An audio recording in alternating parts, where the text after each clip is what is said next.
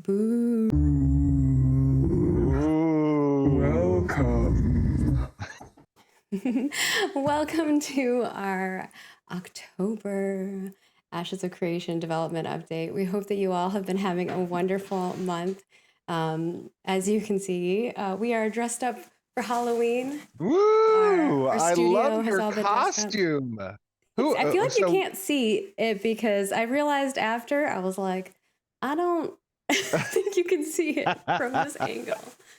But it's a whole thing. Oh, it looks great. Oh my gosh, that's amazing. Which princess are you? I don't know. Who do you think I am, Steven? Honestly, I'm terrible with Disney princesses. I don't know. Is it All right, Ariel? chat. Tell him who. Ariel. I didn't know. Oh, Belle. John said Belle. It's Yes, it is Belle. Which Belle. one's Belle? What movie is that one? I like that you're like, which movie is No, one, seriously, Steven? I don't Like the remember chat which is one Belle hilarious. is. Which is Belle Beauty and the Beast? Oh, Yes, Beauty Belle and Beauty's the in Beast. these. There we go. Oh my Is goodness. that the Disney song you're gonna sing for Extra Life this year? Ooh, I don't know yet. Do Ooh. you know what you're gonna do? I don't know what I'm gonna People really do. want us to do for the duet. They want us to do the Tangled song. Ooh, I don't know that. Is there Yeah. like a Star Wars song? That's Disney too, technically. We just go, we just start like Dun, humming. dun, dun, Dun, dun, dun, dun, dun. dun. Oh man. Oh my gosh. Wait, John's in costume too. You should Oh take a yeah, look yeah, at come get John. it. Come get on the Oh, camera, John. come take a look. No, where's John at? I don't know. He's being shy. Come over here. Yeah, come here. No, you're good. Come take a look. Show people your costume. John and I were Star Wars costumes from Rogue One. He's the commander, and I am the Dude, sick. He's got the cape. Show him your I got a cape hat. too. That's awesome. That's awesome. Oh, I got a cape love too, it. but it's too warm to wear a cape. I feel Oh like yeah, wrong I'm way. burning up in this thing right now. I feel like I would. I took off the legs actually. I just walked around the office, shot my blaster at some of the developers, made sure that they're hard at work, and then came back.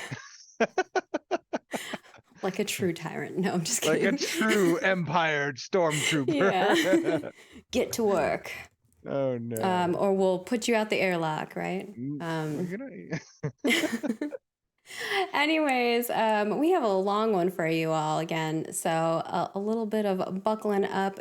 Hopefully everybody brought their snacks.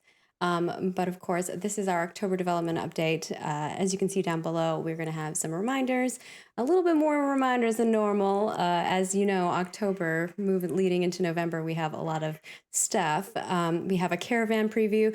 Some of you have seen some of our Caravan stuff in the past. You're going to see a full run through from one place to another with a Caravan. So that Caravan stuff you saw in the past, this puts that to shame.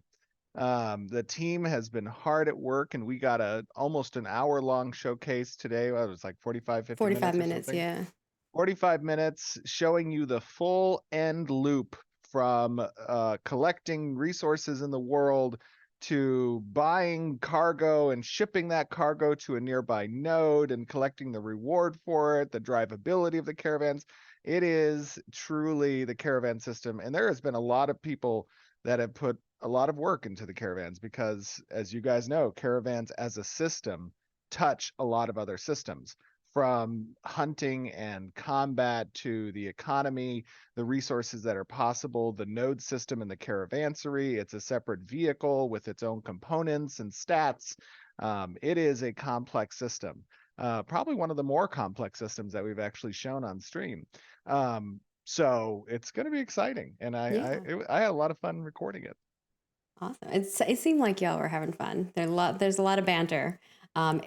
Caravans are slow, so you got to have a good crew to hang out with to keep you entertained.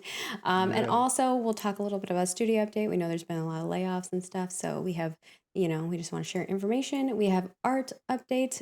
It'll be a short one today because I know we've already got you all for a long time for the other stuff, and then a Q&A from folks. But before we get into all of that, we do have our spotlight comment from YouTube. If you don't know already, you can on our development update, the full video. You can leave a comment, make sure that you're subscribed and that it's available for us to see that you're subscribed, and your comment could be selected. So today's one is from Kepri01, and they would like to know, might be too early for this question, but oh, yeah, I think that you didn't put the whole What is question in your there, but overall philosophy? Oh, okay. what's your overall philosophy towards leveling? As in, is it just a means to get to the end game, or would you prefer the leveling experience to be an epic adventure unto itself? They go on to say, World of Warcraft, for example, has so much dev time put into leveling quests, but your average new player doesn't get to experience 90% of it because of how Oof. streamlined they've made the process to get players to end game faster for things such as raiding. Sure, you can level alts in weeks instead of months now, but it made the game feel like less of an adventure and more of a chore. Other than that, love Yeah. watching these videos. Hope I can get into Alpha 2. And Capri, definitely tune into our extra life stuff because we might be doing some giveaways. But if you want to This talk a little bit is about that, Stephen. Yeah, this is well. First, let me address the question. This is a big question. Actually, it's kind of like a half-half. It's a half question, half statement. Hmm. Um, on the first part is, would you like the leveling experience to be an adventure? Yes, I think obviously, leveling, the act of going out and adventuring, of killing monsters and combat in general, is the most tactile and moment-to-moment type of gameplay that you're going to experience in Ashes of Creation. And I think at every step of the way in that adventure, it should be fun. And it should be something that you enjoy doing. And it should be something that's rewarding. And it should be something that teaches you more about the immersive world that you're in, and allows you to follow a compelling storyline. I think obviously, the way we're building Ashes of Creation is to provide that type of fun experience. I think the complexity of what this question slash statement is pointing out is that some games, and this comment uses WoW as an example, some games have been around for a very long time, and the one of the biggest components of an MMORPG is the social aspect of the game. And when you've been around for 20 years or 15 years, like some of these other games have, the majority of the player base lives at the end of that adventuring loop, and they're participating in highly repeatable types of content, whether it be late game dungeon raids or arena systems, or whatever.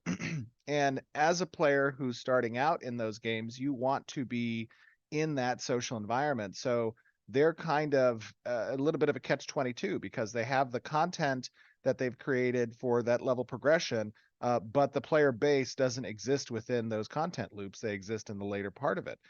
So they have to provide, obviously, a method by which players can relatively quickly reach that social dynamic, which is what makes an MMO an MMO.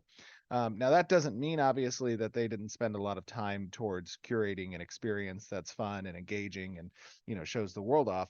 It is our intent and desire to do that. One of the ways that we mitigate the kind of quote unquote end game mentality is we provide a number of different progression loops that are not all predicated on your adventuring level, which means that you can do things that impact the world without necessarily needing to be at the late game in the adventuring level category. And so that that provides a number of strategically relevant decisions that the player gets to make about the systems they choose to engage with the time that they have, and how those systems are intricately designed to affect other progression loops within Ashes of Creation. So I hope that answers your question. It was a long answer. I know, I'm sorry. Um, Next up, no, it's good. I think people want you to spend time on their question. Yeah. Our next thing to note is Extra Life. We are doing Extra Life again. This is our seventh annual Extra Life. We always enjoy it, and it helps our local hospital, Rady Children's Hospital, which Stephen and I and a few of our other crew got to check out and like have a tour of the actual hospital, which was really really cool. And it actually inspired the giveaway cosmetic that we're going to be doing this year, which is Keeper of the Kelp, which we will have a reveal of on the live stream. So you'll definitely want to tune in Ooh. into that on Saturday. It'll be at the opening, and of course, we'll share it everywhere else. And But we do have oh, no, sorry, go ahead. okay. Go ahead. We do have a pregame before that on Friday. That's going to start at 3 p.m. Pacific and go till 10 p.m. Pacific. There's going to be a whole slew of virtual games, so come hang out. It's going to be a ton of our developers just playing and having fun and just having a really good time and raising money for the kids at Rady Children's Hospital through Extra Life. On Saturday and Sunday, we have a really long stream for you. We say it's 24 hours, but it's more like 25 or 26 the way that we run it. And also because daylight savings time takes effect as well. But for ease, we just do 10 a.m. November 4th to 10 a.m. November 5th. So we hope that you'll tune in. We'll have a Pathfinder game that we're going to be playing in the setting of Ashes of Creation. And the community actually created the characters for the campaign, which is really cool. We had so many submissions. And, with basically 2,000 words per submission, it took us a while to get through them, but we have notified the winners, so they should have gotten an email from us. So if you are somebody who submitted them, make sure you check your email. But I believe most folks have gotten back to us. We also have a whole bunch of other things that you can get in reward or for donating. Obviously, if you head to bit.ly/2023 AOC Extra Life, you can find all the details over there. Also, it's over on our news post in ashesofcreation.com/news. But we are going to be giving for the top 2 donors segment. We will be providing a 2023 Intrepid Extra Life bundle, which will include the non-exclusive cosmetic item, the Alpha 2 access, and 1 random board game from our selection. And we'll show those on our stream. So stay tuned for that. And we'll be doing those at each segment. And those segments are going to be on November 4th at 2 p.m. and 6:30 p.m. Pacific, and then November 5th at 12 a.m. before daylight savings time, and 5 a.m. and 9:30 a.m. Pacific. We're going to stick to those times. We will probably talk a little bit about the winners in our breaks, at our milestone breaks, but those times will be locked in, and the people running donation trackers will be contacting people through that time frame. We also have our top team on the Intrepid Studios Extra Life team. So you can actually join our team, and also a top donor overall for the Ashes of Creation Extra Life campaign. So there's 2 campaigns. One is the team, and one is our campaign that we're running on our side. And by November 7th, 2023 at 10 a.m. Pacific, we will be looking at the top ones for those, and they will be getting a 2023 Intrepid Extra Life Top Supporter Bundle, which is similar to what I just noted before, but you also get the cosmetic Alpha 2 access and a bundle of 10 Alpha 2 codes that you can give away to your friends, family, viewers, or personal, whatever you would like to do with them. And you can, minus selling them, don't do that. And personalized thank you video from Steven himself. And any team that raises $250 or more on our Intrepid Studios team will be put into a raffle by November 7th, 2023 at 10 a.m.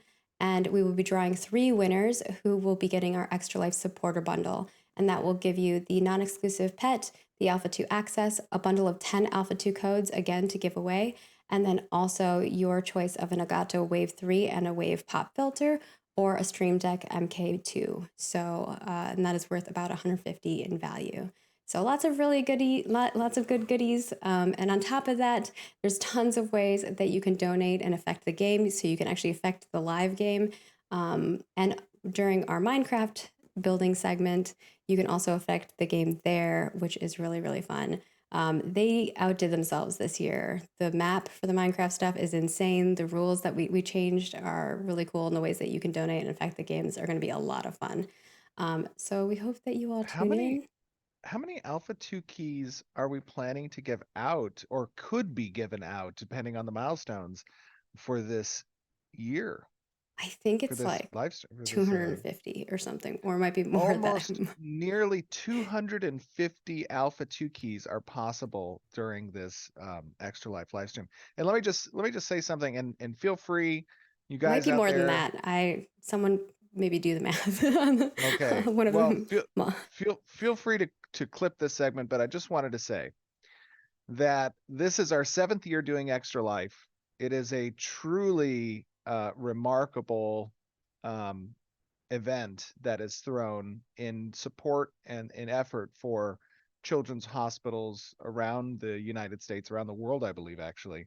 And we have a truly phenomenal children's hospital here in San Diego called Rady's Children's Hospital that we've been supporting with you guys in our community for the past now almost 7 years. And we have raised over $250,000 for this hospital as a community, which is unheard of, especially being still in development.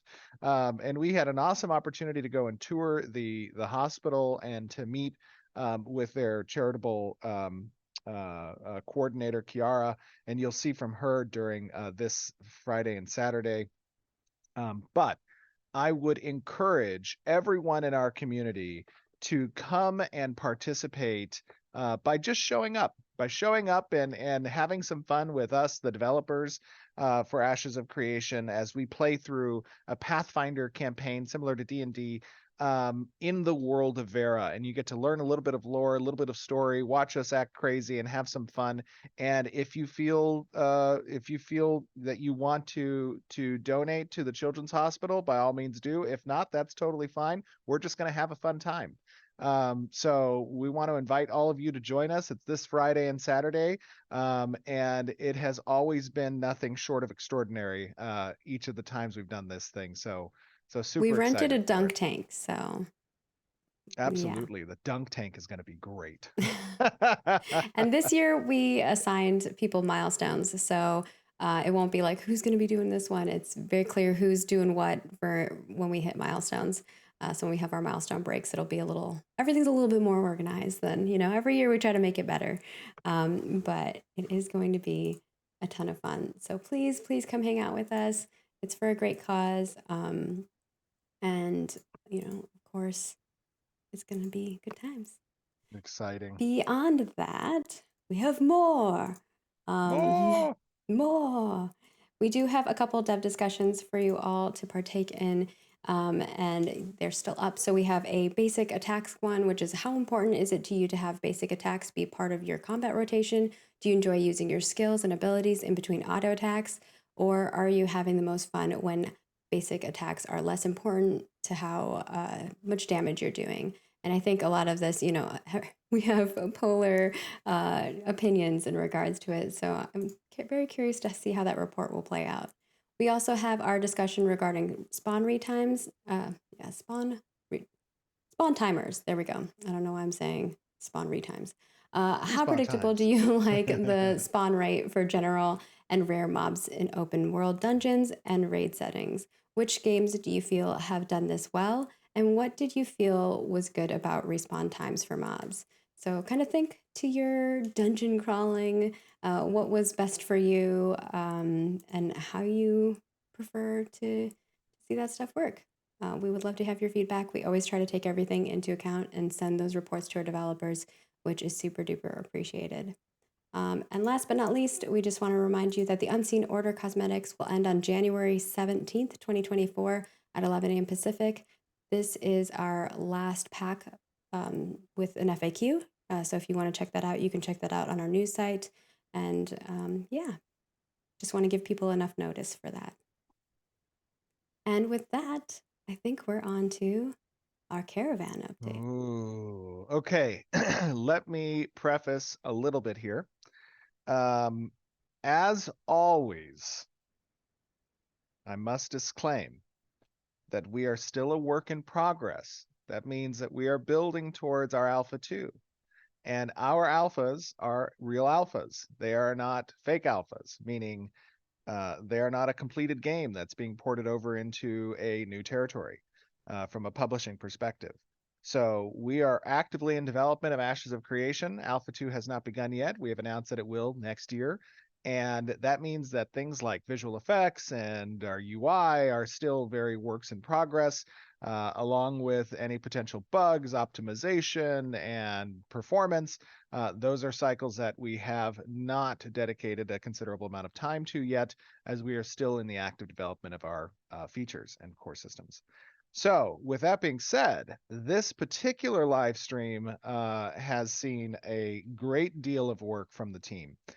In particular, I want to give some shout outs to Michael Brady, to Kyle, to Chris Justo, and to Hal. There's a lot of names that have participated in bringing this together, and this is a very complicated system. As I said, it intersects a lot of other systems, and that's what makes it complicated, in addition to the game mode being focused around a vehicle, and a vehicle that is unique with regards to the types of components that it can yield, as well as being a stat-driven type vehicle. So there's a lot of complexity here, and a lot of hard work has gone into it. It is not the end of the road for this particular system. There is still a lot of work that needs to be done. But I think you guys are going to enjoy it, and it was a lot of fun to record. So enjoy.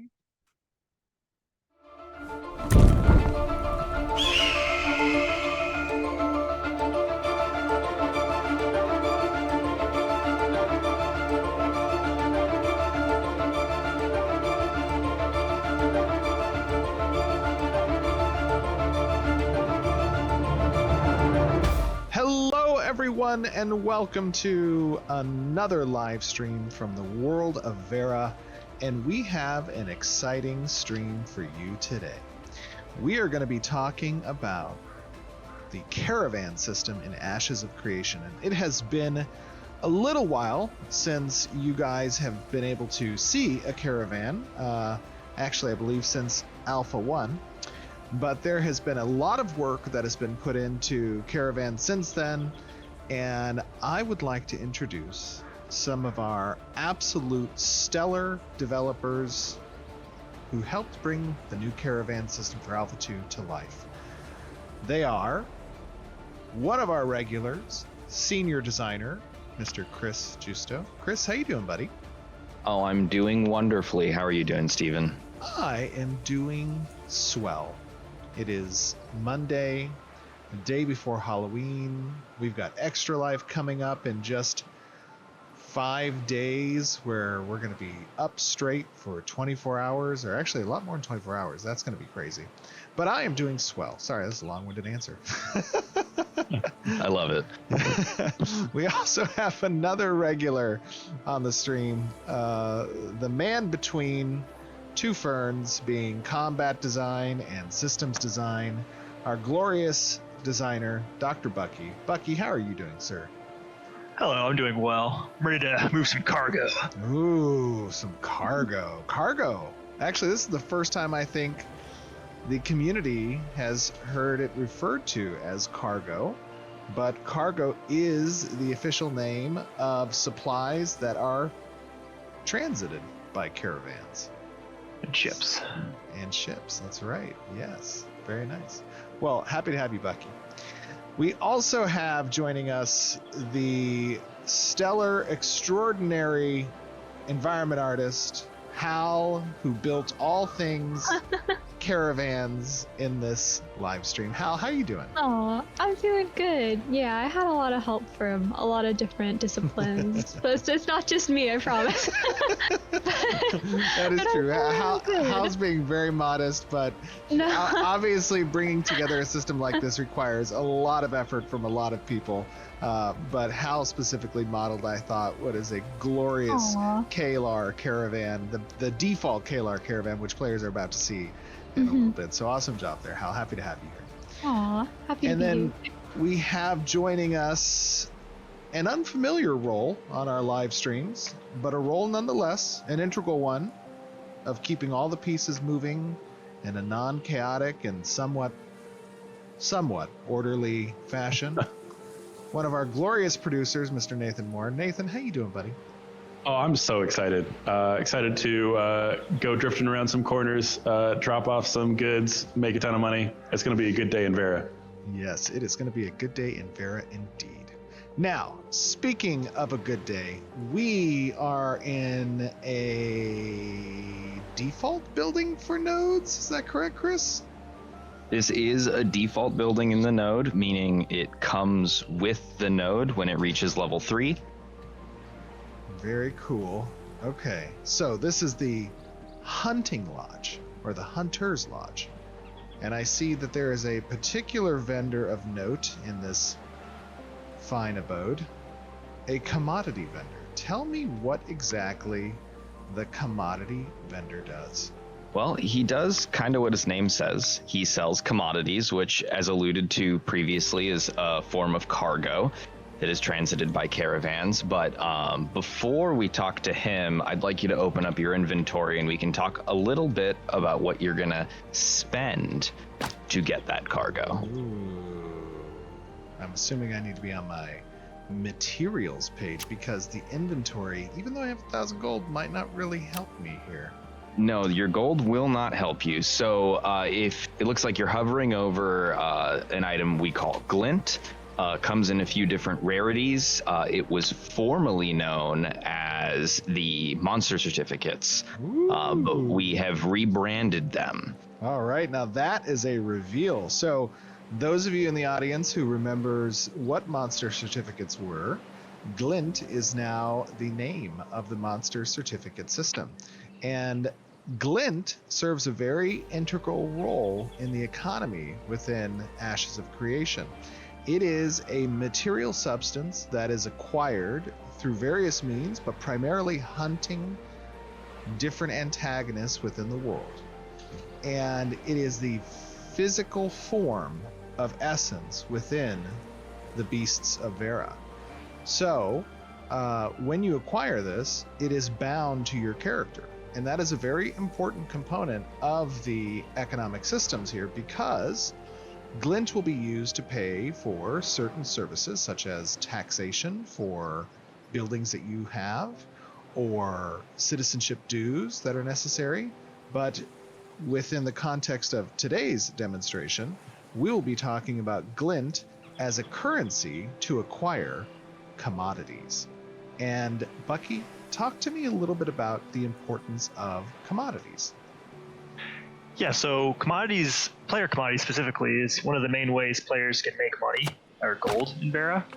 And different nodes will sell different commodities at different prices. So the way you make money is by, you can either, sell your glint directly to the commodity vendor and just make some quick money at the node, or the most profitable way to do it is to buy some player commodities and then transit them to other nodes where they're going to be sold for higher prices. At the side effect is that you have increased risk in doing so.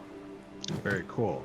So, glint allows us direct access to acquire these commodities that service the risk versus reward philosophy of transiting goods around the world, because the caravan system, which carries, and I'm going to go to the cargo section, these commodities available at this particular node. Let's see if I can purchase this. Okay, I see it cost a rather good amount of glint on that one.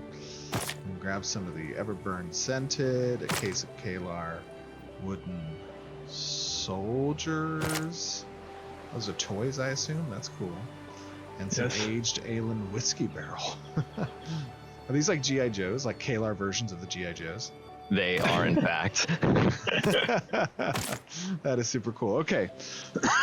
So I have acquired a number of these commodities that are unique to this particular biome and or node.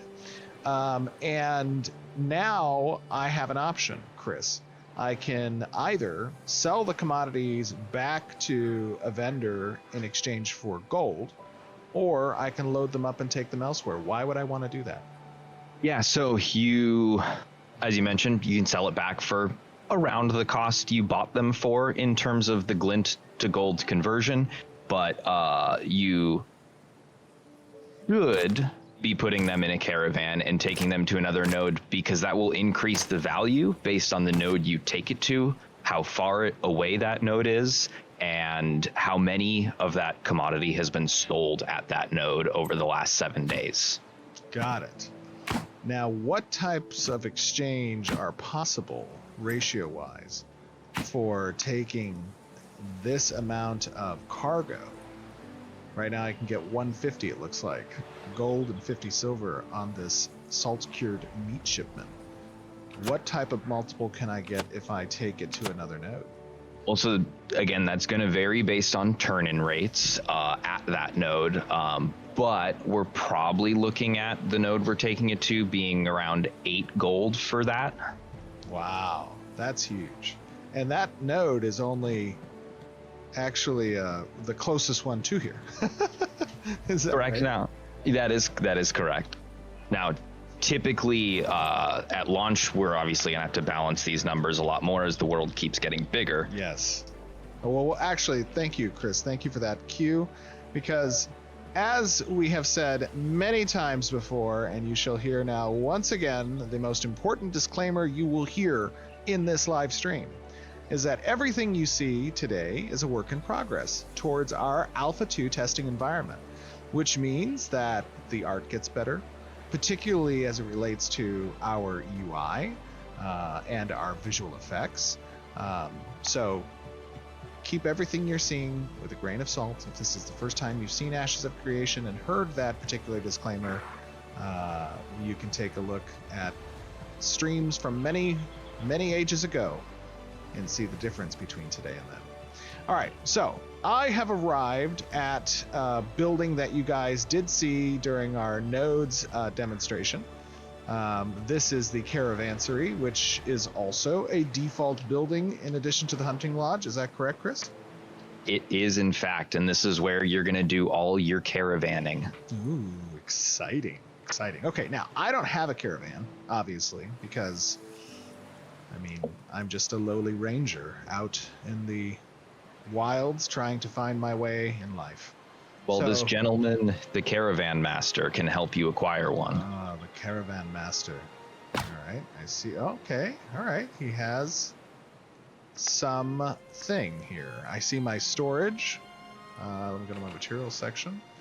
I have some cargo available, but I do not see. It says no caravans currently available for me. That's sad. Yep, so at the top left there, you're going to be able to purchase a caravan.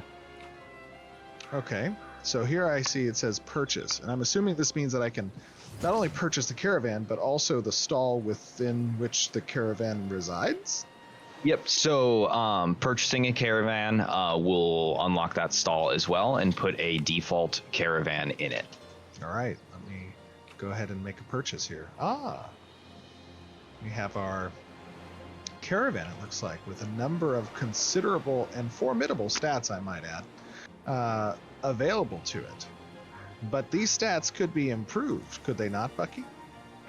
Yeah, so caravans have these items within them called components, and those kind of act like the gear on the caravan. So they can modify their stats, grant them passive and even active abilities. So you can, if you upgrade your components, you can get more powerful caravans. I see.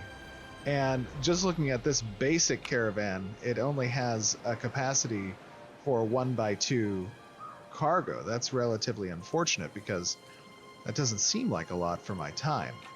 But I assume if I were to perhaps equip this carriage in its place, nope, that didn't do anything. Let's think it's the try body. the reinforced chassis. Let's take a look at that, buddy. Oh yeah. Oh my goodness. This thing can now take quite a haul. But that's not all. I'm going to add the wheel set, the beast of burden, and the plated armor, all of which I assume are doing some amazing things down here in the caravan stats section.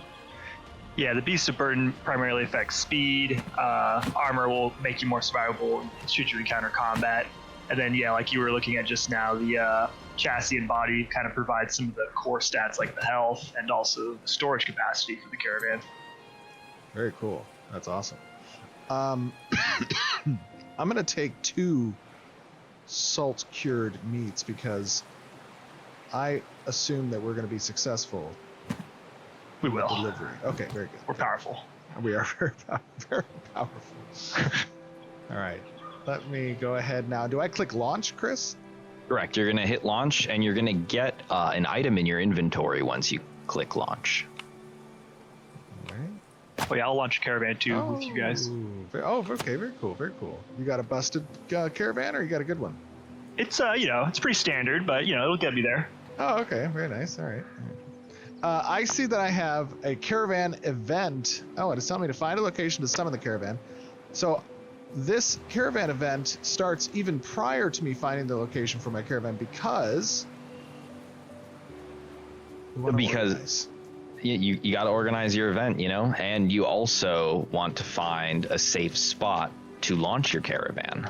Ah, very cool. All right, now we can go out here in the world, I assume within some level of proximity to the node. Okay, I see that's You can see the denoted here radius by the in-game radius. Okay, very cool. That's cool.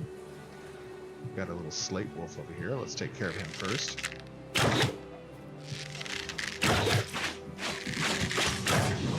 All right. Poor guy. On. I am going to go ahead and I assume, Chris, I'm going to open my inventory.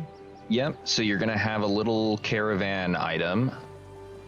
And when you right click it, you're going to be in deployable mode for you to be able to place that. It's a representation that you're summoning the caravan so that people around you know that you are launching a caravan. Ah, very cool. All right. So then it's important for me to find a place that's relatively obscured so as not to attract any unwanting eyes. Yeah, Exactly. It was smart of us to get away from the node a little bit in case any other players would have seen our expedition. Yes. Good call. Good call. Well done. All right. You're summoning yours too over here. How come your caravan isn't like... I mean, it looks like it's on par with mine. Yes, it could be, but it might not be. Might not be. Might be the default caravan. Bucky, if you just needed some components, I could have given them to you. No, this one's gonna work good. I believe in it. Bucky's a pro day. gamer. Bucky, are you a pro gamer? Yes, I in fact am a pro gamer. Very nice. So this is taking a good amount of time. Mine's only about 50% completed.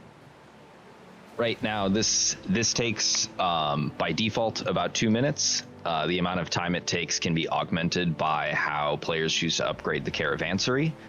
But this is taking an amount of time so that people can start to scout for caravans that might be popping up. Very nice. Now, another very important aspect of that time that it's taking is that the time is relative to the distance that the summoning is occurring. Even out in the world, let's say you find some loot that is in the form of cargo and you want to haul that back somewhere, you can use an action to summon your caravan from the closest node to that location, and you will spawn this similar summoning function, and the time to travel to you will be predicated on the distance to the node, the components of the caravan, and any other potential benefits or buffs that are denoted by special building construction, relics, or policies. Is that correct? Exactly. And it's also worth keeping in mind, you can only summon out in the wild if it's an empty caravan. Very nice, yes. Look at mine and look at yours, Bucky. It's the same caravan. They both look great. Show us the difference between these two pictures. They're the same picture. Oh my gosh. Hal, this is a great looking caravan. Aww. It looks Yeah, it's a amazing. little- Mine's like a tank, and this is the default Kalar caravan. Is that correct? Oh no, I believe this is the tier 2 or a tier 5, I think, actually, for these ones. Yes. So I have Yeah. the upgraded components of it. And there are obviously a different number of skins that you can acquire in the game and or cosmetics that have been purchased that will be different looking caravans. But if you don't have skins applied, this is the version of tier 1 and tier 2 that you will see in the game by default. That looks great. I mean, this is amazing. Talk to me, Hal, a little bit about what it took to construct these caravans, to build them. I mean, is this a highly componentized system? Yeah, that is correct. So you actually have a couple different components like you saw in the caravan screen before, and each of those are things that can visually be upgraded kind of as their own thing. So it would be possible to have like only nicer wheels or like only a nice chassis, and that's going to be visually represented so players can kind of like see what potential buffs you might have. For example, you can see Stevens has all that tank looking armor. That's going to be able to kind of let people just like looking from the outside, maybe attackers, not that we support stealing caravans, but No, of if course I did want to do that, I could see that maybe I would want to go for Steven's caravan. Yes, that's right. I want everyone out in the audience Spiked to hear armor. that. Maybe I would Sorry. go for not Steven's caravan. Yeah. Every Sorry, caravan now in Bucky. Ashes is going to be named not Steven's caravan. Oh no. Well, then they would go after not Steven's caravan. No, so no, you you're don't not want to name it not supposed to. Yeah. Don't do that. we Oh got man, some I should have wolves got here. the 2-horse edition, dude. I'm going so slow. Literally Aw. half the horsepower. You do have half the horsepower. Why are you moving so slowly back there? Well, my Beast of Burden isn't as upgraded as yours, so I don't have as high of a boost speed stat as you do. Once we get to this road, though, we're just gonna get a road buff, which will boost both of our movement speeds. Ah, very cool. Okay, so being on a road versus off-road is more beneficial because of that buff. But in addition, the components that we are using are not necessarily made for off-road. But Yeah, there will be so- some that are. Yeah, exactly. So there'll be different variants of each of the components. With the wheels, for example, would have variants that will excel perhaps at off-road over on-road and vice versa. And so right now we have caravans that are set up more for the on-road portion, but you will travel faster over roads, but that obviously comes with the increased risk of running into other players or monsters that are blocking the road. Oh wow, I see. I have the road buff now. Where are you, Bucky? I'm almost on the road. Should I wait for you? Yes. Okay. Very well. This is a caravan of caravans, all right? We're a team here. Oh, okay. Caravan of caravans. Definitely. I like that. All right, here we go. We No need van Bucky as left the decoy, behind. you know? Yeah. There we go. I see the importance. I mean, the caravan system is somewhat treacherous. I mean, you should take caution with this. I mean, I feel very susceptible. Yeah. Well, we got our group of defenders with us. At least we're not running completely solo. That's true. Yeah, it's definitely something, and this goes for a lot of the node features, right? Where we're trying to create these ways for, people who maybe are used to sort of the more solo MMO like gameplay experience to have easy ways to take that first step into like collaborating or competing with each other. So that's really one of the things that we spend a lot of time talking about for this system. Absolutely. And perhaps I assume, Bucky or Chris, that in regards to the design of the component system, if I am utilizing components that might give my caravan a significantly higher stat of speed, it's unlikely that I would also at the same time be able to select components that were to give an equitable amount of benefit in the stat of, let's say, cargo or health. It's going to be Yeah. a trade-off in that sense. Yeah, that's exactly right. Like, so you'll be able to have caravans of different customizations, but there won't be one caravan that does everything the best. You'll have to make sacrifices depending on what you want to use your caravan for. If you want to have an off-road caravan, a really fast on-road caravan, or just a slow, tanky caravan that can hold a lot of stuff, there'll be a lot of different options players can choose to outfit their caravans with. Very cool. Already I can see the obvious benefit and choices that certain players will have. I mean, if as Nathan was saying, if you're the more solo-oriented player, you might just want to have the fastest possible caravan around because, one, you're not worrying about people to stick, close to you, but also, if you do come under attack, your chances of succeeding at a fight are far less than getting away by speed. Yeah, that's true. Or I could also see a variant though where you want to just Oh my go God. off road Guys. and ice the roads. Bucky's standing up. Oh, Oh no. Why is Tuvok here? Is he just on his path? I think he's just on his path. You're gonna want to man. turn around. We cannot take that. Oh, I wonder if he'll turn around if he detects I- us. I think he probably would. Okay. Not- Should we I go think gonna stay back off-road? here. Yeah. This path is not for us. Go ahead, give us a turnaround, and I'll show you my secret little off-road path. Alrighty. Okay. All right. Let's just turn around here. Apologies. I'll hold him off.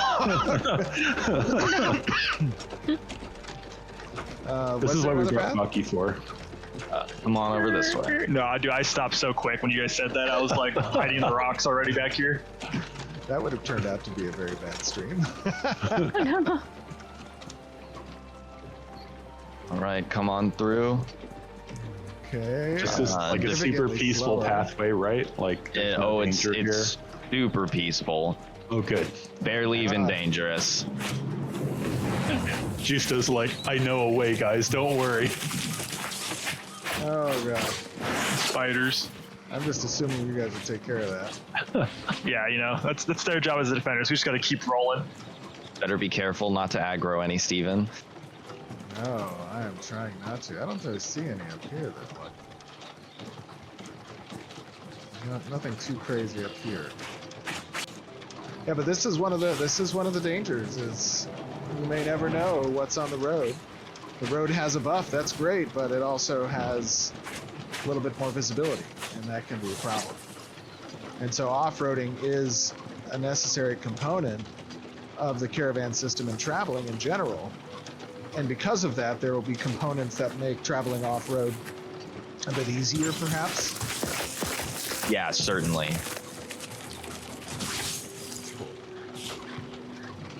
I'm trying to get back to the road. Yeah, it's definitely How are you slower. back there? I'm rolling. We're still rolling. Should have gone for the off-road wheels, maybe. Did we get lost? Is there like a path up here back to the road? Yeah, no, you're good. You're good. You're going the right way. Just follow the spiders. Oh yeah, Okay. follow. Oh god. I'm starting to take a little bit of damage here. Hey, Steven, we might need a heal, and I remember you Okay. equipping some kind of healing item. Yes. Okay. All right. Oh, they're eating the horses. They're definitely eating the horses. No. Where's a Your favorite tank when you snack, need I'm one? sure. I just activated the healing thing. Wow, that's actually pretty good. Those are good heals. Yeah, that's a strong hot right there. Wow. It's perfectly balanced. Yep, final pass. I think we could have definitely taken Tupac. I don't know about that. Spiders versus giant. 10 hours later. Uh-oh. That did not work out. Oh, Oh, no, no. you can't drive off cliffs, Steven. Yeah. I thought these were those kinds of horses. The cliff jumper horses. Yeah. Yeah, the We cliff leashed him. jumping We leashed horses. him. You actually have to unlock a different service building to get recruitment of those cliff jumping horses. So Can I get spider horses? Just different kinds of I animals. know, Absolutely. Steven, come down this way. No, this looks fine. This Yeah, you'll make it. You'll make it. Yeah, we can make this one. I mean, these horses aren't that fragile. We've made it back to the. Watch Tumok just comes out of nowhere. yeah, it's Just like I found you. I've been waiting for you, Obi-Wan. Oh no. How you doing back there, Bucky? Oh yeah. Oh yeah. Going the Bucky was right way. here. Yeah. I mean, I've just I'm been here. defending him the whole time. Thank you, guys. Yeah. Yeah. You're welcome. We do it for you. Oh, I see. We've come across a little river up here. That looks like we'll have to make a On our left. crossing. Ooh, this is a great little image. I'm digging this. Hold on, let me turn off the. Hold on, can you catch me on my album cover looking away from the camera? Whoa, no, I can't. Where are you? Oh, hold on, we got to get the good album cover photo Yes. where we're all looking Yes, away. Just looking off into like desperation. Another day in Vera. Now's my it's so chance. good. They're distracted. I can pass them. No, even if I gave you a head start. Oh no. Not with that little hoopty. Yeah, my money's on Steven here. Okay, so now we were intending to show this update with this update, the transition from land to river with the raft system. Caravans, when they intersect with a river, they go into a construction stage. Why don't you talk to me a little bit about that, Hal and Chris? Yeah, so the there's like two kind of methods to crossing rivers, right? One of them is with bridges, which are constructed by mayors and players, but the other method is via a transformation into a raft.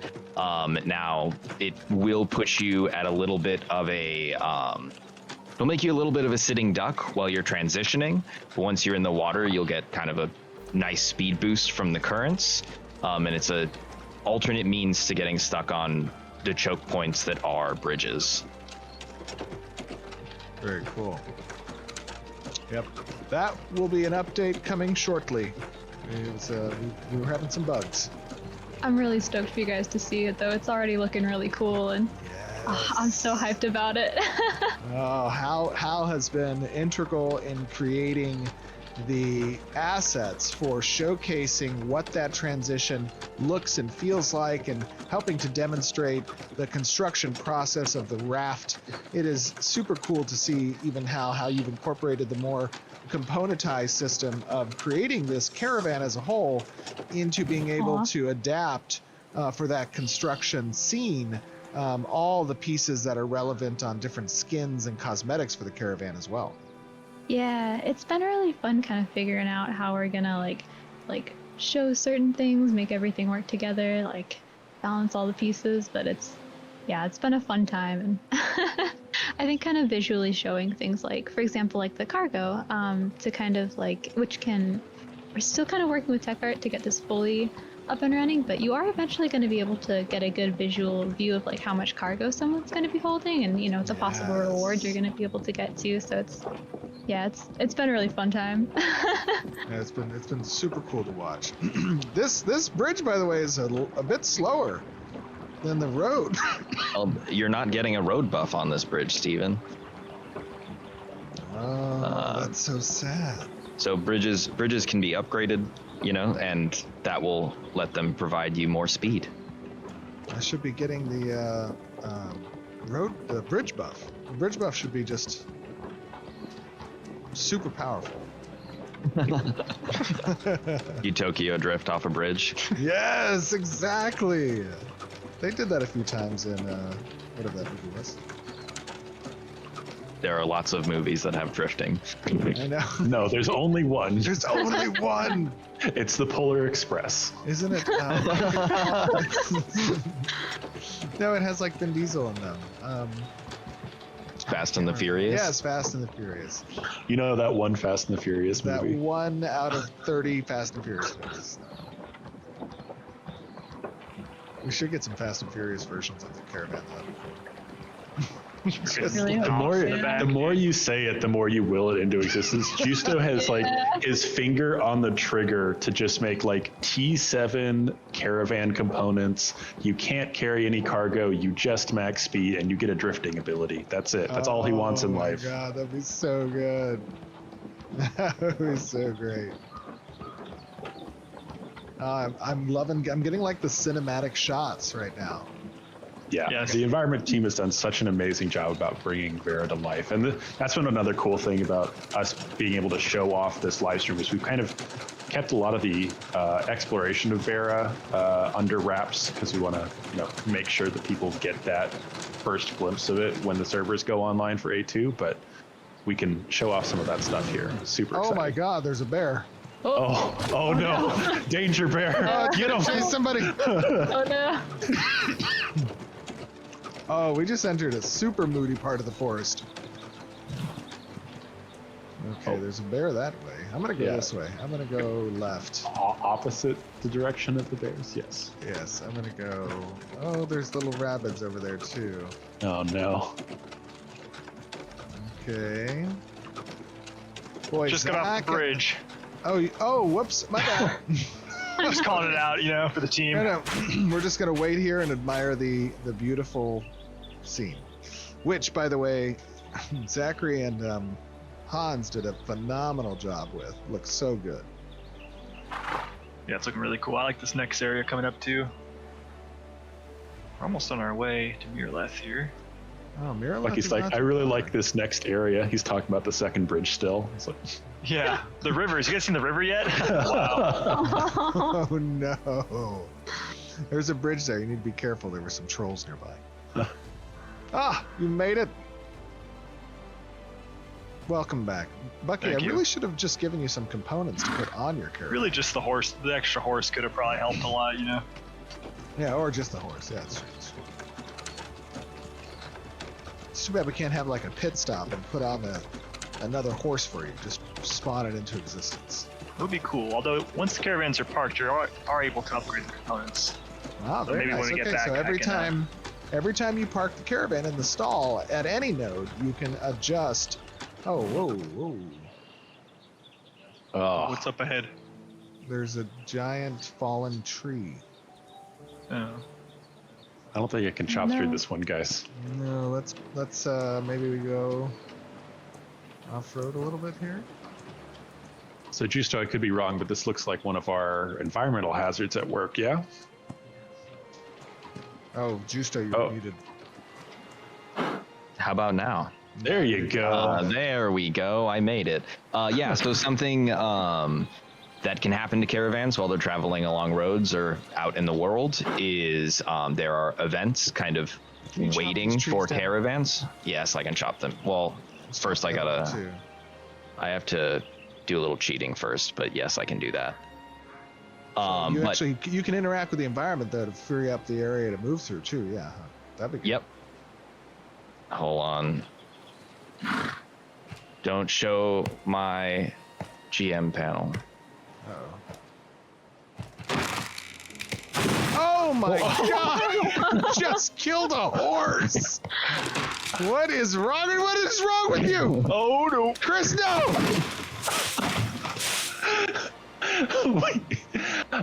Excellent. Oh, This is my going Carry on. God. So we had an off. Unbelievable. You were We supposed had to an help off-road me. pack. I didn't do it on purpose. You So we're showed- going to transfer the goods from Steven's caravan over to Bucky's. Hey, that's a good community question. Do players want Oh my trees to do God. fall damage? This We is all know what the answer to that ridiculous. question is. The answer is a resounding yes. Trees falling on people should do damage. Should destroy caravans. One shot. Unbelievable.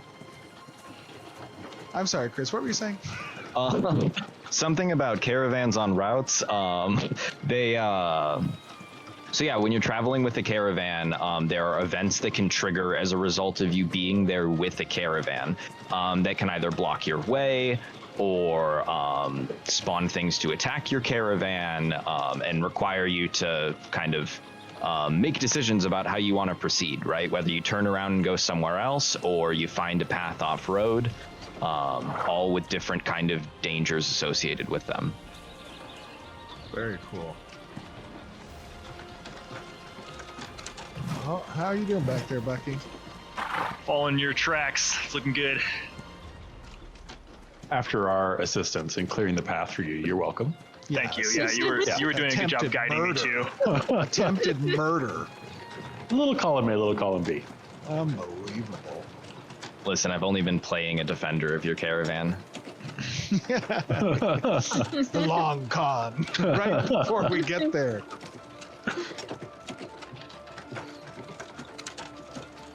It's actually good call out though. Is that if you register to defend a caravan, you won't ever be able to unregister and immediately attack the caravan when they're getting to the end. Ah, very good call. Very good So, point yeah. there. And then in addition to that, you can be registered participant in multiple caravan events at once. So if you had, let's say, a caravan of caravans, you could put both caravans in the same raid. Mm-hmm. Very cool. Speaking of caravans, welcome. Thank you. I've returned. You have your Nice of you to join Nice us. caravan. Let us caravan. Do I go right here? Oh, you're gonna go right, yeah. Skeleton, boy. spooky. Just in time for the holidays. Yeah. Oh, they came back. Oh no. Oh, no. Are they alive again? I'm not stopping. Oh, this is creepy with the fog too. Okay. There's another skeleton over there. All right. I'm sure this one won't Cycle notice us. Yeah, no, you're good. We're good. Its eyes aren't so good. Hopefully there's no zombies in the middle of the road. Oh, Oh no! Okay. Maybe not zombies? No, I don't think these are zombies. It All right, I'm- says I'm gonna See scout if I ahead trip and on the see hill. if. Oh god. Oh, Excellent. this seems like. Hey, Bucky, do you want to go ahead? Bucky, you should go I'm- forward. Okay. Oh, What are you doing? You pulled them. I didn't pull anything. No, no. I learned from watching you. I'm gonna repulsor blast. Do it. Get out of here! Oh, Oh my god, they went flying. Just keep driving, Steven. oh, Oh, fly! man, I don't think they can find their way back to us. I think we're good. Okay. Are we good? Nope, they found him. Oh, it's shooting me. Those heels. Use would your be speed Shooting boost. the caravan. Run, Steven, run. It's shooting the caravan. Steven, Fly, you Protect the fool. cash. go on without us. Oh, the blast. Oh no. Can I get some of those heels? No. All right, just project Oh, us yeah, the yeah, yeah, yeah, repulsor. Here's some heals. You got heals. I'm hanging in there. It's not keeping up. Oh. Oh gosh. I love that blast. Steven, use the sprint. Get out of here. Oh, okay. All right, good luck. Run. Steven would God, never I ran abandon into- We'll hold his them friends. off. Oh, I just activated that sprint. I am Oh, there he goes. shooting out of God. here right now. Oh, thanks, guys. Maybe I'll make it after all. I don't think All right, so. now we target Bucky. No. Healers Oh. after your caravan. I'm almost at Mirror. How far is Mirrolith? Holy You're right. smokes. It's right around the corner. This is the closest node? I mean, the world's pretty big, Steven. That Yeah, is that was a true. nice little caravan expedition we did. I am arriving. Oh god, there's more skeletons. And there's bats. Or ravens. Why aren't they in their rookery? They're wild. They're wild feral ravens.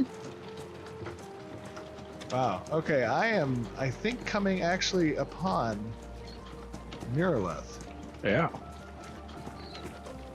How'd you guys fare?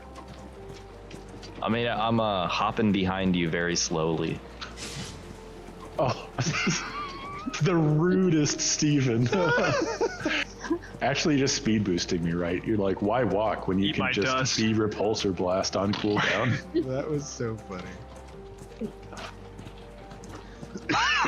So I've lost the street buff. Yeah. Once you're in Close the to the node. once you're in the purview of the node, you gotta travel at slow speeds, or the guards will get you.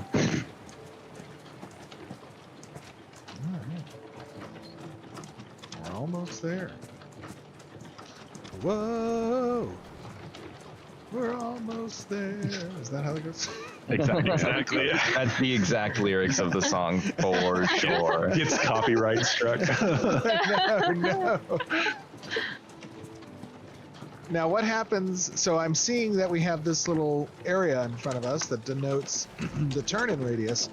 What happens when I reach it? Well, you're about a second away from finding out. Oh, we did it! Well, not yet, Oh, technically. We're almost doing it.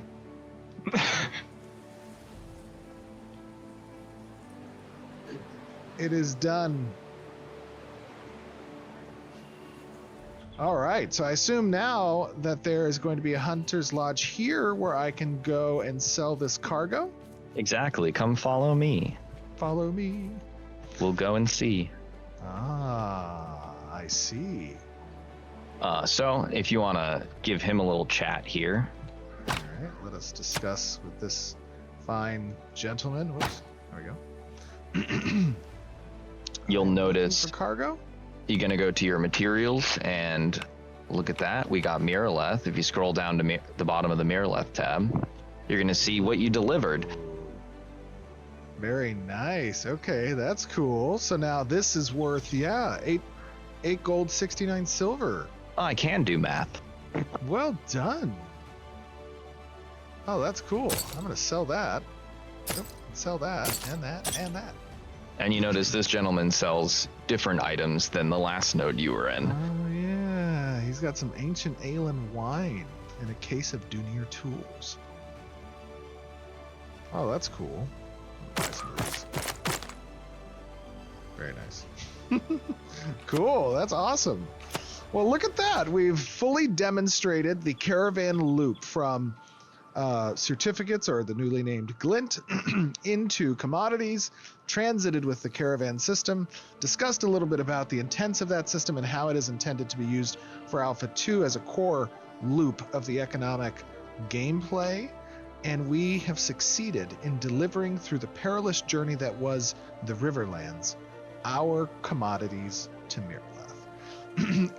Justo, Bucky, Planendorf, and Hal, thank you all for joining us today and demonstrating the Caravan system. I know that I speak for the audience when I say your guys' hard work is extremely appreciated and cherished by this community that cannot wait for Ashes of Creation. I hope that everyone in the audience enjoyed the demonstration today. If you have thoughts, please share them with us. That is why we do these streams. That is why we show you guys monthly the updates to the game. It is obviously very important to us to hear your comments on what you enjoyed, what you thought could be done differently. Leave them in Twitter, on the forums, on Reddit, on Discord, and on YouTube. It means the world to us. We capture all that information and we analyze it internally. But with that being said, very excited to get to Alpha 2 so that all of you can start playing with these systems and testing. It's going to be pretty exciting. Guys, thank you for joining us. Thank you. See you Thank back you. on stream. Bye-bye. Bye. All right. Well, I'm going to play that video whilst we answer some questions from. We had Twitch chat. We've got we have a watch party. If you didn't know, you can head on over to our Discord. There's a watch party, and they all chat and listen to it at the same time, and also from Discord. So we've been pulling questions from everywhere. Roshan and Vagnar have been killing it. They've been sending them to me. If your question doesn't get answered here, it might be because it's already from a forum Q&A question, because we did get quite a few Caravan questions from that. So first and foremost, people are wondering, are we to transfer physical goods, i.e. fish, from a coastal region into the mountains to sell to other players? Absolutely. Yeah, this was commodity focused, right? So there are two primary, or three, I guess, primary methods by which caravans transit the world. The first is when players are moving commodities. The second is when players are moving materials and resources, right? And that's to your question. That's relevant because materials and resources across the world are unique to the geographic region in which they are produced or which they spawn. And crafting stations are located at certain nodes, and nodes specialize the types of crafting stations that they can have. So the transit of those materials across the world is a necessary component of keeping the economy alive. And where there's a demand, there will be a supply. So that's with regards to the second reason for transiting caravans. The third is when mayors and system-generated caravans transit the world. This is for nodes to acquire certain types of node commodities or node resources that they need to initiate public work projects and to initiate construction projects. So what we saw today was commodities, which is going to be the primary method by which players earn gold. And that's through acquiring commodities with Glint, which is a bound currency, and then turning those commodities in for gold, which is then player-to-player traded currencies. All right.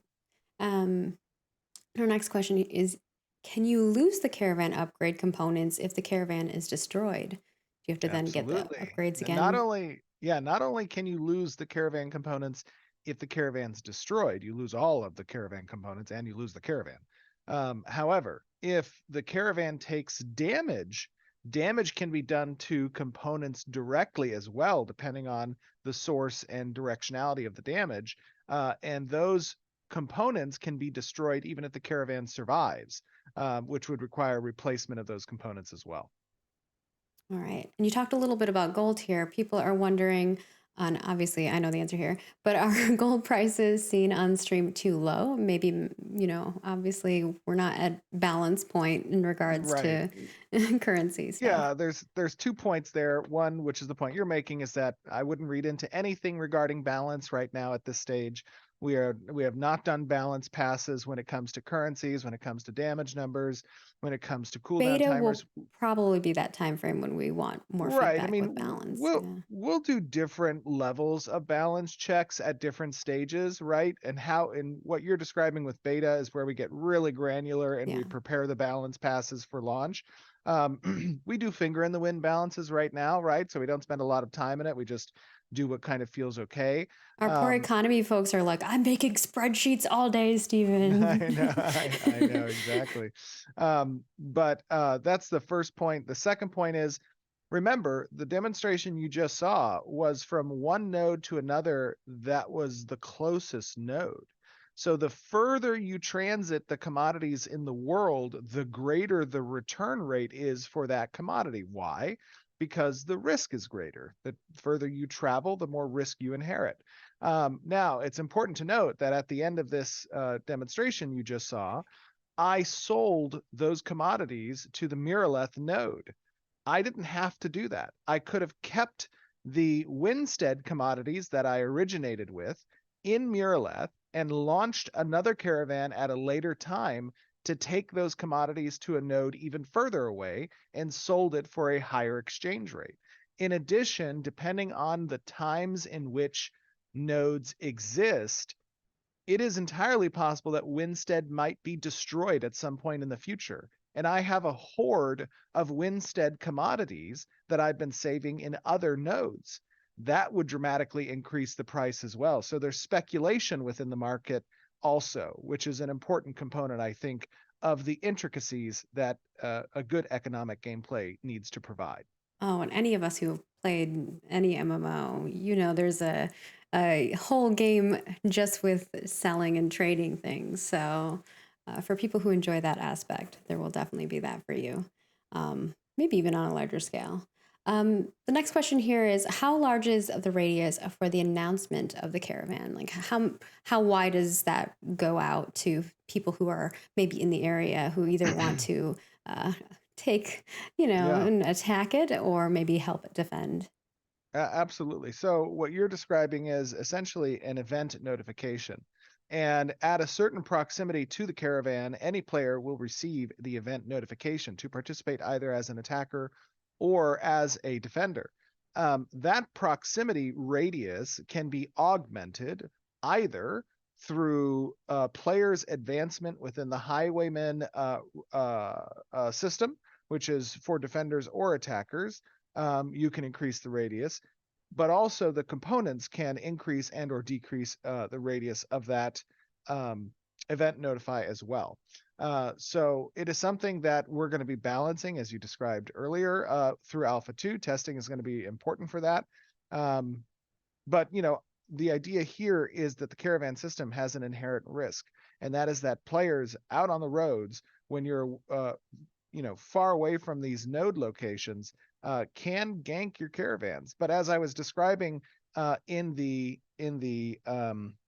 stream, in the showcase, this is something that will influence how you construct your caravan and which components you want to go for. So for example, if you're a solo player and you don't intend on transiting a lot of materials at once, you may not need the large cargo capacity, but instead you want the faster speed because you intend to outrun any potential adversaries that you might face on the roads. That is a viable strategic option for you when constructing your caravan. In addition, you saw that there are a number of different abilities that caravans can be equipped with based on the loadout of the components that you have for your caravan. That is also going to influence how you interact with PvP and potential adversaries. And since you're talking about, how much you can put on your caravan, folks are wondering, what is the most one caravan can transport? That's a good question. That question has not been answered yet, and it likely will not be answered until we have been able to test the system with a good amount of players and in a relatively persistent setting, which is what Alpha 2 is intended to provide. This next question is a very interesting one because it affects a lot of our content creators, especially those who stream live. And they're curious, are there any plans to prevent streamers from getting harassed when trying to start a caravan? That's a tough question.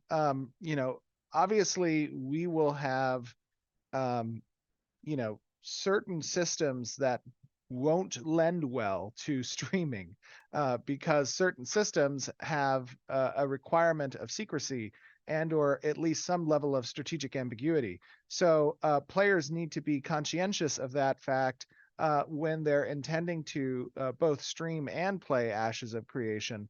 Those are things that we cannot solve because intrigue is an intrinsic part of the game. Recommendations, there are options to have stream delays for your stream. You can choose how long Absolutely. that delay is. I know that that makes it hard for having interactions, but as a fellow streamer, I understand. I've played many PvP games, and sometimes it's fun because it brings the battle to you. So if you're cool with that, I've always enjoyed that in like FPS games. MMO games, I've always brought friends with me, so I would highly recommend having a crew that acts as protection for you because you're going to need it. Absolutely. But that's the whole point of MMOs is to have friends, create a community. I'm still friends with some of the people I met when I was like 14, which is pretty cool. Oh, yeah. The next one here is, does speed vary based on the weight of the items in the caravan, or is it primarily just the caravan itself and the upgrades that you have on it? Yeah, at this time, speed is not influenced by capacity. Speed is a stat that lives on the vehicle, and that stat can be augmented through the component choices that are made, but weight is not a factor. That's where we leave the gameplay primarily to the spatial system. Obviously, we want to emphasize that components have the ability to expand the spatial inventory of the caravan, and being kind of strategic in the choice of components you utilize for the shapes that are available is going to be relevant because it will influence how much of a thing you can transport in any one given trip. But weight does not influence the speed of the caravan now. All right, we just have a few more here, and then we're gonna have to move on. Otherwise, we'll be here all day. We can't answer every question, I y'all. know. But our next one is, And there's a um, potluck, by the way, that I need to yeah. get to. There's a potluck going on. We have a costume contest in the office. So Yes. lots of fun stuff going on at the office. I'm like juggling announcements for all these things at the same time as being on a stream. But our next thing is, could you upgrade roads in the node to upgrade the speed of the caravan? Because you kind of talked a little bit about how you can create a bridge and things of that sort. Are there ways that like the mayor or other people can help, caravans move faster from one node to the Absolutely. other? Absolutely. So that buff that you saw is a buff that can be changed in the world based on the world state. Some of those world state interactions include certain types of relics that the nodes which govern your area might have access to and might be actively employing. Some of it might have to do with policies. You might be able to extend the guard influences across the road radius further out for certain nodes if you have certain policies. You might be able to enhance and empower those guards through itemization choices that are granted by building upgrades that the node selects to build. There's a number of different influences that the intricacies of our systems provide. And it is a complex landscape because again, this is a very high level meta strategy style of MMORPG where player player activity, community choice, and certain key personnel within the world, key players that have assumed certain positions, have the ability to influence. Sorry, had a cat. That's okay. Um, Kitty time. Kitty time. hopefully that helps you get bingos. I don't know. I haven't seen the bingo card today, so I don't know what's on it. Usually the cats are. But I'm going to wrap it up with these last two. So in PvP, what is looting a caravan like with the cargo system seen on stream? Sure. So when a caravan gets destroyed, it creates a wreckage. That wreckage will have a number of the supplies that the caravan was carrying. And when stolen by attackers, those supplies become essentially stolen glint or corrupted glint, and or stolen resources that the caravan was hauling. If they are commodities, they maintain their commodity type, and players will have to summon a caravan from a nearby node that would be empty in order to haul those crates back. If they you can also break into the crates or the cargo itself instead of hauling the cargo as a completed shipment. Doing so reduces the number of total um, um, resources that you can gather from the crate. So a portion of it is sunk to the system, and then a portion of it gets sunk further if you choose to break open the crates versus attempting to haul them back. All right. And in the future, you may And see again, more of that. keeping in mind a few things, obviously. Systems like this, which are highly detailed and incredibly intricate in the world, they are subject to constant revision, play testing internally, and the designs may change. You might even have noticed, I saw some commentary during the presentation, that Mhm. when you summon the caravan, previously we had stated that caravans would have a top-down view of a map, that you would select a location and the radius of the node. We opted to change that design to a held item that you can summon in front of your character, because we felt that it was more Feels more it made immersive because it it's like well in the it's world versus taking you yeah. out into UI. And not only that, but there's inherent risk in deploying a construction zone at a location that you cannot see with the top-down map view, as opposed to having that item in your inventory and summoning it in front of you when you know there's no one around to see and you want to eat that time up in a safe location. Yeah, and you saw on the stream they were like, "Hey, let's not do this right in the open here. Let's move off to the side." Absolutely, 100%. The last question here, since we are talking about wreckages of caravans or people coming and stealing your stuff, can you purchase some kind of form of insurance for your caravans?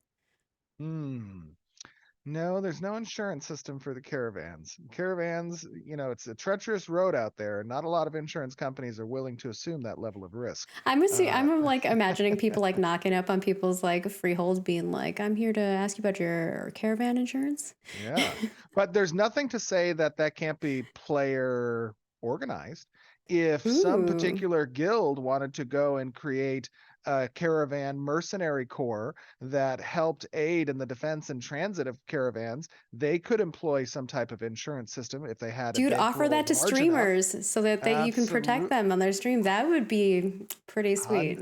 100%. And they would live and die by their reputation. So, obviously the bigger, more reputable guilds would have an opportunity, I think, to capitalize on those types of things. But I'd be scared to see the type of premiums were If you required. organize things like that, definitely let us know because I know Roshan and Vagnar on the community side, we have a lot of plans to kind of do some server specific news and things like that. And I think it'd be really fun to see like what kind of cool community things that people come up with that they end up doing. I always love that stuff. That's what makes MMOs for fun. Next up, Absolutely. we're just going to talk a little bit about studio update stuff. And I apologize if it keeps switching between October and September. Legit, that September asset is nowhere in the scenes. It's like Oh, some it's weird ghost of the somewhere. It's machine hiding. happening. It's hiding. During the video, I was like searching and I was like, that asset's nowhere. I don't know how it's It's in switching there. between it. It's creepy. But if you want to talk a little about studio Yeah, updates, we've absolutely. had, we just recently, this last week, had Bungie do a bunch of layoffs, which has been really rough.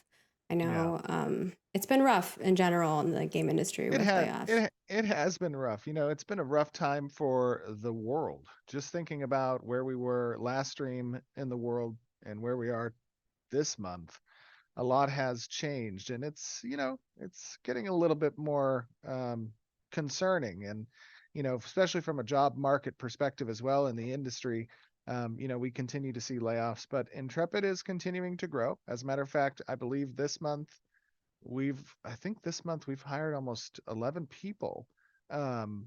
Quite a considerable number of people so far for the team. So we're continuing to hire, and we continue to search for incredibly talented individuals to join our team. There's a number of positions that are posted on intrepidstudios.com. Obviously, you guys in the community are incredibly helpful in helping to spread that information about both the game, but also the opportunity at the company. But things are going great. Things are going good at the studio. Yeah, we're doing really good. Like Steven said, we have a potluck right now. We have a costume contest. We have Extra Life coming up, which a ton of our staff are going to be partaking in a variety of different ways, and however they can assist and volunteer their time. Because remember, this is like outside of our work hours. So yeah, it's really, really good stuff. We have a good family here, and everyone's just kicking butt and trying to make this awesome game. And sometimes, it can be hard when you see other folks. You have like survivor's guilt because you're not sure, like, how can I help you? So if there's any way, if there's HR folks out there or anybody who wants to reach out, please reach out to us. We will, assist you in any way that we can. Even if we don't have job offers, we can also, help point you in the right direction for other positions like that. Yeah. Anybody out there, jobs@intrepidstudios.com is a great resource, and our website, intrepidstudios.com. All right. And we just have a little bit of art to share with you all. So first and foremost, we have this cutie. This was made by Jinsey. This is the Bishan Komodo. And we have some images of that guy as well with the 3D model. But yeah, that one's looking awesome. So if anyone snagged that, can't wait to see how it walks, because those ones always crack me up. Yeah, Their little waddles. A little fast waddle. Yeah. Next up, we've got the Charmed threads. A couple images of that. If it'll rotate, there you go. See the cloak. Yeah, I feel like it's great. It's got very autumnal colors. I know. Yes. Desert biome goodness. Oh, yeah, for sure. You could wear this in the desert. I see folks saying that. And I think I have a turntable of this. And this was done by Danny. So Danny, good job. Great job, Danny. Yeah, it reminds me of Tennessee. Next up, we've got the my stuff here is labeled different. This is the veteran Orite Drake, and this was done by Jan. Jan. This is German in me wants to say Jan. Jan. This guy flies by Braille. Well, this one doesn't fly. This is a ground. This guy walks by Braille. Stephen thought his ear holes were eye holes. He's like, well, if he's going to be blind, you should cover his eyes. And I was like, those are his ears. They did not look like ears to me. They looked like I think maybe I can show you again. Unfinished eye sockets. If we see one of the images. I messaged our glorious character team last night, and I was like, is the blindfold offset? It's like, should be covering those. There, so this is the image he was referring to, where you could see he thought that was an eye socket, but it's just their ear hole. But it looks pretty awesome. This was from one of our sets. It's all broken and blind, but very, very cool. So good.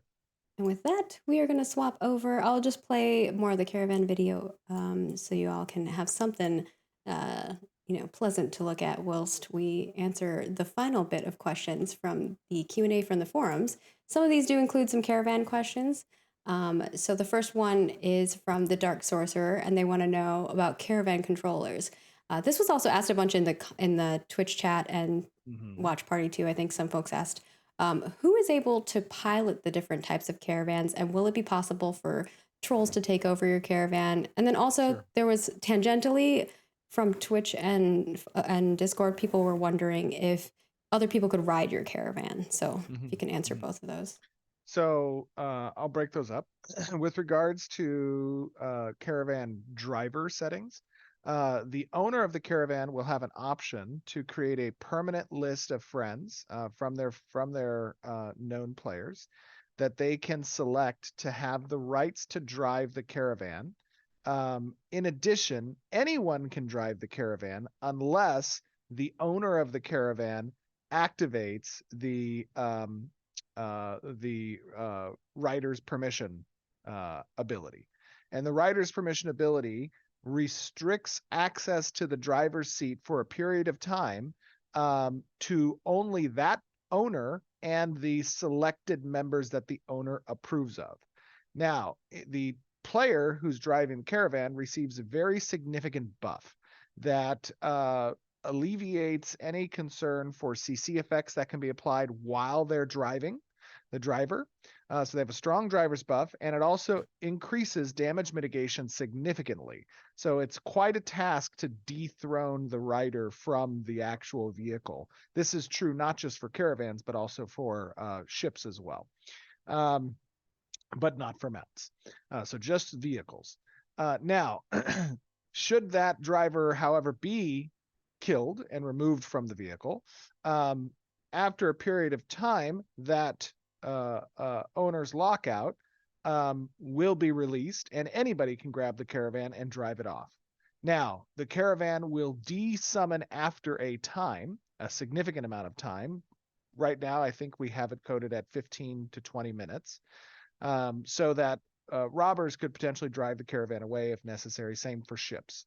Now, if the caravan does get despawned, the cargo is then left as a wreckage, as if the caravan were destroyed, for either the owner to reach and pick up themselves by summoning another caravan. That would have to be empty. They'd have to have a caravan available to do so at a nearby node. And the further the node is, the longer it'll take to summon the caravan. Or the attackers can do so. So that was a question with regards to the driver. There was a second part of the question. The second part is like, can other people ride on your caravan? Oh, yes. So the caravan does have collision, and players could jump on top and kind of go with the caravan. Yes. All right. The next one here is from AKA Bear or Aka Bear, and they would like to know about caravan sabotage. Will players have the ability to set up an ambush or trap a caravan that may block the route temporarily? We did see a log that was down there. Examples was the like a felling tree, Sure. rolling boulders, lighting fires, things like that. Yeah. As it stands currently, it would be difficult for players to be able to block the caravan. Now, that's not to say that certain types of effects cannot be applied to the caravan through ability use, such as slowing effects or pause effects, stun effects against the caravan itself, not the rider. But right now, we do have a collision priority system, which means that vehicles move players and mounts, right? Mounts and players cannot stop vehicles from moving. The vehicle, its collision has priority. And then ships have the ultimate priority. Nothing can move ships or Do block they just ships push except the for other players out of the ships. way if they're in the way? Correct. Okay. That's correct. Yes. All right. The next one here is how will the game handle multiple people trying to send caravans from the same place at the same time? And this is from Landshark X. Like, for example, Yeah. let's say I've got 300 people in my guild. We all stand them where we're like, all right, we're going to summon our caravans right here. Absolutely. So as a player, you can participate in events that have as many caravans co-located as you want. So if you have, 20 caravans that you're trying to move all in a single caravan raid with all of your players, you can join all 20 of those caravans into the same caravan defense group. And that is the intent of the system. The same is true for then the attackers. The attackers can join against all of those caravans. Speaking of attackers or defenders, Gall is actually wondering about caravan affiliation. And their question is, will players receive the player and guild name of the caravan owner before choosing to attack or defend to Yes. determine friend or foe? Yes, that'll be part of the event notify when you choose to either participate as an attacker or defender. Again, keeping in mind what you're seeing here with regards to the UI is a work in progress. This is our very functional form of UI. After functional comes testable. After testable comes playable, right? And so we are not even at those stages of iteration yet. Someone wanted to let you know, Stephen, that you're the most informed stormtrooper they've ever encountered, and they would like to give kudos to your trainer within the Empire. Thank you. That is actually John. John is my trainer. Now, I'm not that good with a blaster, but I can riff on some. It's game okay. They mechanics. just kind of shoot everywhere anyway. Yes. The next question is from Guild Cheese Mojito, which is the most ridiculous name, and they want to know about buffing the van. Can the caravan itself be affected by defense buffs or protected by any like cover style abilities from the tank? There are certain abilities that do interrupt projectiles. They do offer collision and block collision. Presumably, yes, you could utilize some of those abilities, especially on the tank, to block some incoming attacks against the caravan. Okay. Yeah. So not like a ton of abilities, but there may be some. It just kind of depends on the circumstances. Um, Tome wants to know about, or Tomb wants to know about node representation. Do nodes provide their citizens some kind of clothes or ornaments, capes, tabards, or something that they can basically represent their node? Be like, I'm from Maryland. Look how cool I am. For player characters? Yeah, for player characters. The NPCs do. I'm not sure if that is part of the. I mean, technically, the node does have a sigil or insignia, and there will be certain armors that you can customize insignia and or symbols on. So yes, you could probably achieve that. All right. And then Arcano wants about node elections. Is the economic node blind bid election process a gold sink, or does the gold go into the node treasury? So when No, it's a everyone's gold sink. okay, Yeah, it's a gold it's sink. how we get the gold out of the system, bruh. That's right. I mean, you're paying for the political power. And You're paying for that the gold, position. correct. That's right. And then that gold goes to charity. Oh, I like that. Goes to the Yeah, orphanage down the street. exactly. Azare wants to know about religion. Can the special items that are only available for the highest ranking members of a religion be traded or soloed or No, sold to other players? nope. They are bound to the character and they are timed. So when you lose that position, you lose access to the items. All right. And then Nick wants to know about player gear progression. Could you explain in detail what you mean by 50% of player power when talking about gear influence on player power? This is something you had mentioned in a previous stream in regards to where Yeah, that's player power something comes from. for sure. That's just a kind of general allocation of what players can expect to pursue when enhancing their player character power. Now, obviously, the distribution and ratio of those types of influences, whether it be itemization, whether it be level, whether it be augments choices and or skill tree choices, like those influences and ratios change through the leveling curve. So at lower levels, your character level is going to be more influential over character power than itemization will be. But at end game or higher levels, or at the end of the adventuring level progression, that's when itemization really gets an emphasis for its ratio of player power. And our last question here is from Top Wombat, which is an adorable name. I love wombats, they're so cute. They want to know about server tech. How do you expect to handle many people at once in certain zones? Like some MMOs do layering or different, Sure. Sure. So player density is a very important aspect of our custom network layer. Zach and his team have been doing an incredible job of creating a unique network layer that we utilize in Ashes of Creation to facilitate not just the player density goals, but also the open world and seamless travel across that world.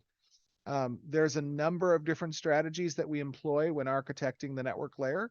Some of those things have to do with the significance of replicated data that the player is receiving.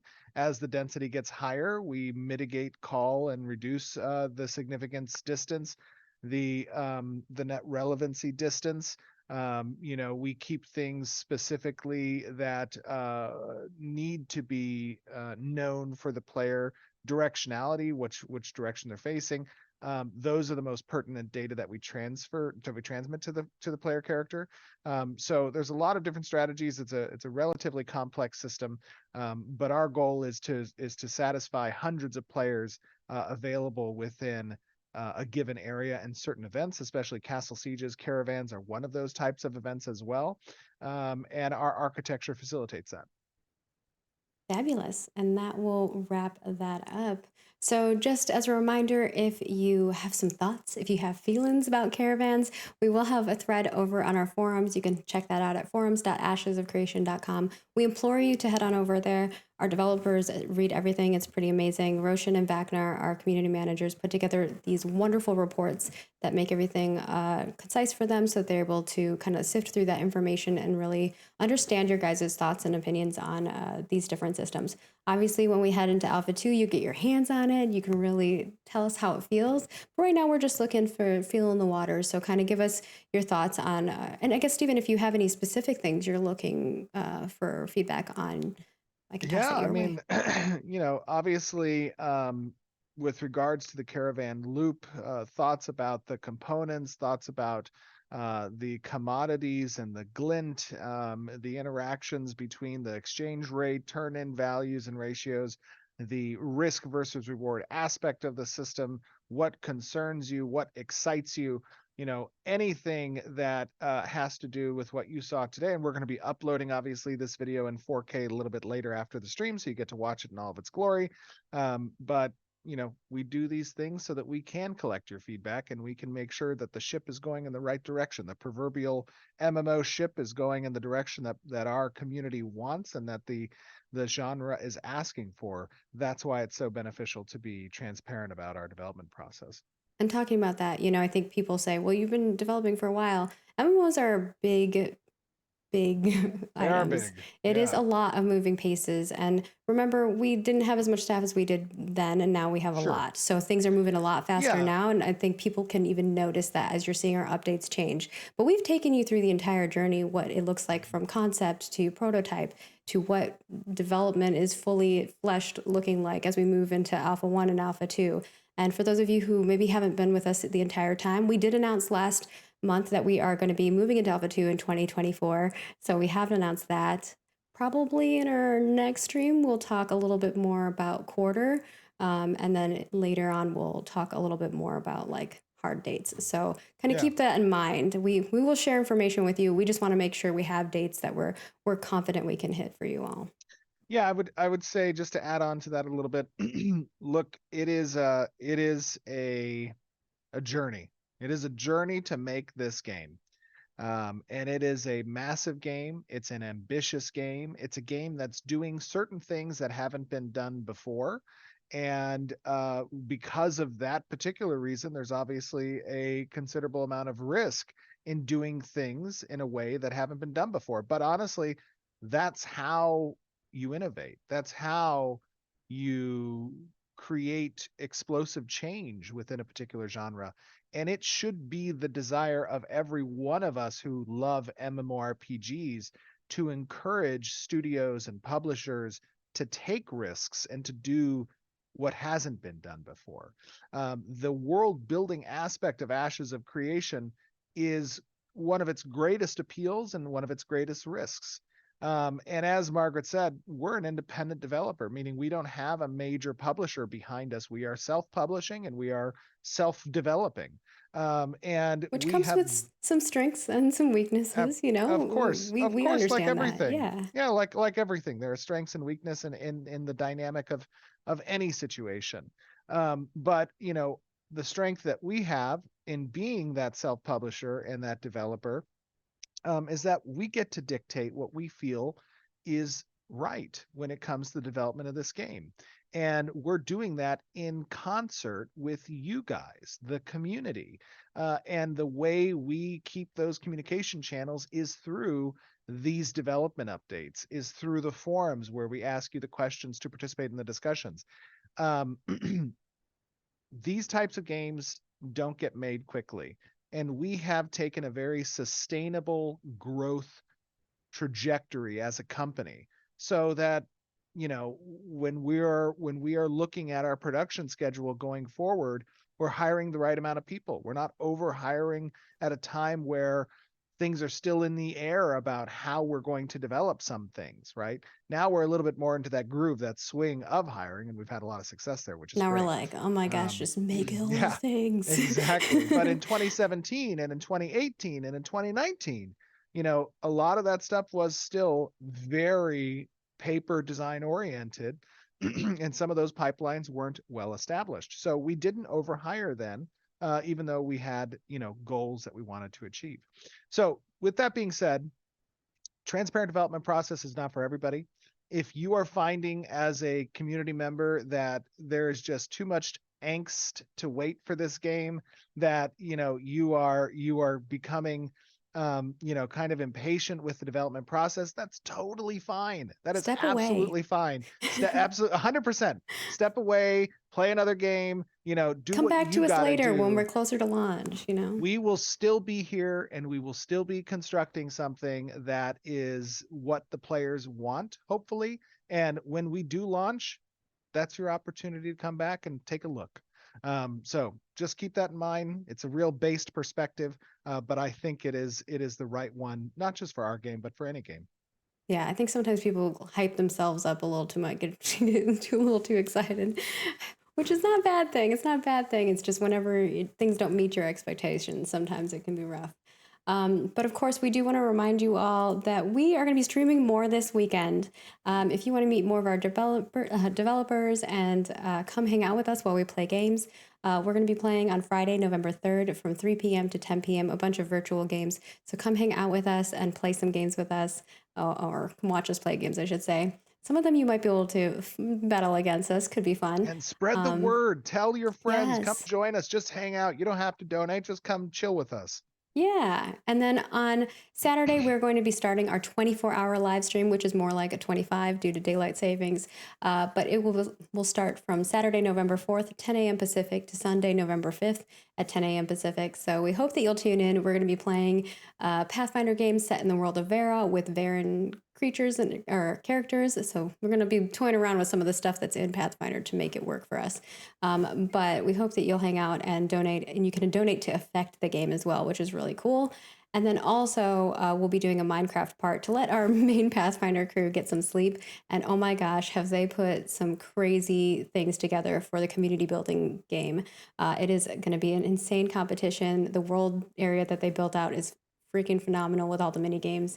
So I really hope that you all will tune in, and you can check everything out at bit.ly/2023 AOC Extra Life. Make sure you keep all of the caps proper there. But we also have the link over on our news page at ashesofcreation.com/news. So you can get all of the information. But if you just pop in and watch over on twitch.tv/ashesofcreation this weekend, we will be sharing tons of information and links for you throughout the time. And with that, I do want to thank you all for tuning in with us, for hanging out. I know it's been a little bit long of a stream. We also want to thank Hal and Justo and Bucky and Nathan, of course, for helping us with showcasing this showcase. And Stephen, of course, all of your time and your answers to a million questions. We appreciate it as a community. And we hope that everyone stays safe and healthy throughout this Halloween weekend. Definitely send us your costume pictures. We want to see them. We love seeing that on social media. And of course, you can follow us on all of the places. We are Ashes of Creation, super easy to find us. And we do try to post often and interact with everybody as much as possible. The VOD will be up on Twitch for you if you're watching here on Twitch, but we'll also have a 4K version over on our YouTube channel shortly, so stay tuned for that. And if you leave a comment on the development update, so the one labeled October development update, this one, when it goes to YouTube, you could be a possible lucky winner to be spotlighted for a comment. All you need to do is subscribe to our channel and follow us there and leave a comment for that. And with that, we are going to wrap things up. I think Stephen wants to have his helmet on for this part. I don't know if he's going to be able to say anything. But we will wrap this up. We hope that we will see you all next month. If we don't see you this weekend, like I said, this weekend's going to be a lot of fun for us and our developers. So, toodles, everybody.